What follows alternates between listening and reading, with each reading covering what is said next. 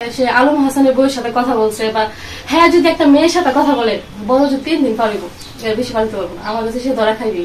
আলম হাসান আমার friend সুজনকে phone দিয়ে বলতেছে যে দিনের বেলা যে ও আমার বউয়ের সাথে কি রাত্রে 12টার সময় কথা বলে। আরে বেটা তোর কাছে কি কল রেকর্ড আছে না কোন স্ক্রিনশট আছে? সে একটু মোবাইলে একটু কথাটা তো বলে মোবাইলে বা একটু মেসেজ করে তো দিবি। কাদের সাথে? মানে তাকে না অনেক সময় যে মেয়েরা ফেসবুকে ফ্রেন্ড রিকোয়েস্ট পাঠায় তখন কথা বলে আর কি যে হ্যাঁ তখন আছে হাই হ্যালো এই তো দিবি। আচ্ছা আলম হাসান একটু অভিযোগ করেছিল রাত 12টা বাজে 12টা বা 1টা বাজে ইমরান ভাইকে একটি মেসেজ করে, সেই মেসেজটা নাকি আপনার হাতে পড়েছে। কি কথা বলছি, কি লিখেছিল বা কি কথা হয়েছিল একটু বলবেন? সে তখন তার পরিচয় দিছে হাই বিল্লা, পরে আমি বলছি যে হ্যাঁ আমি সুমাইয়া। পরে এসে বলতেছে যে আমি একটু কথা বলতে চাই আপনার সাথে, তো আপনি কি আমার সাথে কথা বলতে পারবেন, ফ্রি আছেন? আমি বলছি হ্যাঁ আসি বলেন। তো তখন তো রাত 12টা বাজে শুয়ে আছি, তো ফ্রি তো আমি আছি। পরে সে বলতেছে যে একটা মেয়ের ব্যাপারে কথা বলতেছে, তো আলম হাসান এমন এমন করতেছে একটা মেয়ের সাথে কথা বলে দেখা করে, মানে আলম হাসানের ব্যাপারে নাকি অনেক অভিযোগ আছে যে সে মেয়েদের সাথে। সেটা আমি বলি ভাঙ্গায় বলি, বিষয় হচ্ছে ওর বউ ফোন দিছে আলম হাসানের বউ, ওরে বলতেছে যে আমি আবার একটা মেয়ের সাথে কথা বলি, মানে ওই সময় ওর নাম হচ্ছে সেজুকা, তো ওর নামটা আমি এখানে আসতে হয়েছে। ওর সাথে কথা বলে ওর সাথে আবার আলম হাসান প্রেম করছে, মানে আমি ওর মেয়ের সাথে কথা বললে ওর সাথে আলম হাসান প্রেম করছে। তো ওর বউ আবার এই বিষয়টা আমাকে মানে বলার জন্য আর কি যে আপনি যার সাথে কথা বলেন আলম হাসান তার সাথে রাত্রে 12টা না 1টা নাই শুরু করছে। পরে আমি হচ্ছে ওই মেয়েকে জিজ্ঞেস করলাম, করে আমি ব্লক করে দিছি ইনস্টা নয়। পরে আর ওর সাথে কোনোদিন কথা হয়নি যে তুই একটা মানে অন্য মানুষের সংসার ভাঙতেছিস, তুই আমার সাথে ঝামেলা করতেছিস, এই সাথে এইগুলা করে আমি ব্লক করে দিই। ওকে নিয়ে আবার ওই মেয়েকে নিয়ে আমাদের পরিবারেও একটা ঝগড়া হয়েছিল সময়ের সাথে। পরে আমি তো আসলে এখানে আমার ভুল ক্রমে কথা বলে ফেলছি, আমি পরে এটা বিষয়টা বাদ দিয়ে দিয়েছি। পরে এখানে ওর সাথে আলম হাসানের সম্পর্ক হয়। আলম হাসানের সাথে হচ্ছে আলম হাসান আমার ফ্রেন্ড সুজনকে ফোন দিয়ে বলতেছে যে দিনের বেলা যে ও আমার বউয়ের সাথে কি রাত্রে 12টার সময় কথা বলে। আরে বেটা তোর কাছে কি কল রেকর্ড আছে না কোন স্ক্রিনশট আছে? তুই কল রেকর্ড বা স্ক্রিনশট সবগুলা যাই না শুই না এসে আমাকে এসে ধর যে তুমি কেন হচ্ছে আমার ওয়াইফের সাথে কথা বললা।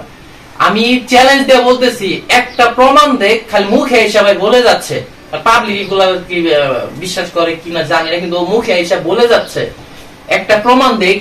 যারা দালালি করতেছে ওরা এসে একটা প্রমাণ দেখ, স্টেটমেন্ট দেখ। মুখের কথা কেন ভাই দিব? আমার শর্মিলার সাথে কথা বলছি, আমাকে একটা কল রেকর্ড দেখ, প্রমাণ দেখ। প্রেম করছি, প্রেম করলে দেখা হবে, একসাথে ছবি থাকবে, বয়স থাকবে, রোমান্টিক কথা থাকবে, এগুলা না ভাই ভিত্তিহীন কথা বাধা বলে একজনের নাম বিক্রি করে ভিউ কামানোটা ঠিক না। আলম হাসান হচ্ছে আমার সাথে হচ্ছে ওই দিনই কথা হয়েছিল যে রাত 12টার সময় ও আসলে বাড়িতে আসবে এই ধরনের কথা বলে নাই। সে বলছিল যে মানে ওর বাসায় যেতে, ওর বাবা মা আছে, বিষয়টাকে আমি বলছিলাম যে এই বিষয়ে কোন ভিডিও করবেন, ভিডিওতে বলবেন, যদি বলেন তাহলে আমি আসবো, মানে এমন ভিডিওর উদ্দেশ্যে করে বলা হয়েছিল ওর বাসায় যাওয়ার উদ্দেশ্যে। এমনিতে আলম হাসানের সাথে আপনার খুব গুড রিলেশন, খুব ভালো সম্পর্ক ছিল? হ্যাঁ আলম হাসানের সাথে আমার খুব ভালো সম্পর্ক ছিল। সেও মানে খুব নমনীয় ভদ্রভাবে সবসময় আমার সাথে কথা বলতো, কিন্তু এই যে মেয়েলি ঝামেলার জন্য সে তার সাথে এখন আমার সম্পর্ক। মাঝখানে আবার আমি দাওয়াতে নিয়ে আসছিলাম যে ভাই যা হয়েছে বাদ দেন, বাসায় আসেন। আপনারাও তখন জানেন মনে আসছিল যে ওই আমার যে সাবার যে পার্লারটা উদ্বোধন হয় তখন আসছিল, তখন তো ঝামেলা শেষে। এখন আবার নতুন করে সে আইসে এগুলো বলতেছে। ও ভালো আছে না, অনেক মেয়েরা দেখবেন ছেলেদের সাথে কথা বলে বা চ্যাটিং করে, এই ধরনের কোনো কিছুতে না। ওই যে মানে তর্ক বিতর্ক করে, ওই পারিবারিক ভাবে অনেক ঝামেলা থাকে, এতটুকু আর কোনো কিছু। আপনি চান না যে আপনার স্বামী অন্য কারোর সাথে কথা বলুক, আর সে বলে দিল অন্য মেয়ের সাথে তিনি কথা বলে, আসলে এই জিনিসটা আপনার কি আঘাত করে কিনা? এখন বলি না, বলে না তো। আগে যখন বলতো তো একটু খারাপ লাগতো যে আমার হাজবেন্ড কেন অন্য মেয়ের সাথে কথা বলে। আমি একটা বিষয় চ্যালেঞ্জ করে বলতে পারি, মানে আমি যেগুলা ভাই আমি কনফিডেন্স আমার কাছে, আমি এগুলো চ্যালেঞ্জে করে ফেলি যে আমাদের কখনো সংসার ভাঙবে না, তাই হয়ে যাক যে বোঝে দিব, মানে ডিভোর্স দিয়ে দিব, এইগুলো আমার পাবো। আচ্ছা এই যে কনফিডেন্স, এটা কোথা থেকে আসলো? মানে সে এখন থেকে শক্ত হয়ে থাকবে, সে যে 2 নম্বরে কোনো কাজ কাম করবে না।